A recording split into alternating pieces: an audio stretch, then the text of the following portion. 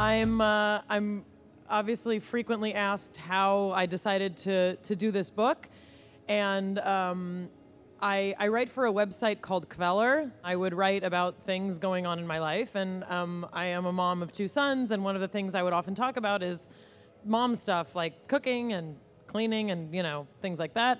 And I would mention that I would make recipes vegan. That's one of the things that if you choose to not eat any animal products and no eggs and no dairy, you end up veganizing a lot of recipes. What I did is I literally compiled the recipes that I most frequently make for the non-vegans in my life. I'm a pretty regular mom. I make all the kinds of food that's in the book for my kids. And a lot of the recipes are not fancy at all because, like I said, I'm not fancy.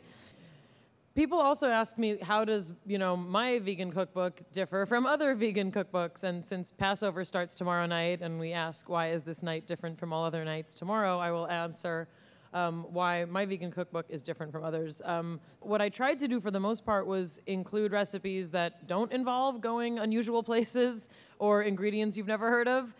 There's a couple exceptions. I think my risotto recipe calls for mirin, but you can also use other things in its place. But other than that, most of the ingredients are available at pretty much any standard supermarket, or can be modified with things that you already own or can easily substitute for. Another question I get asked is, usually kind of disparagingly, like, oh, this must be for vegans only. But, I tend to be a serious person, and this is a serious thing I'm going to say.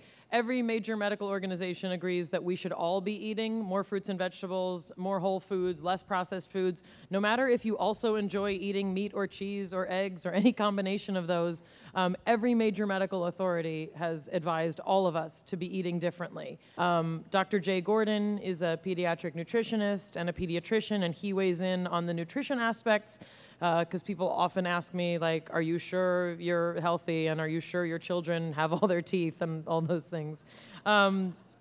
So the book is not for vegans only, and honestly, I'm not saying that to sell books. Obviously, my job is to sell books. That's, why Da Capo has me sitting up here in my Converse on a Sunday afternoon when I should be cooking for Passover.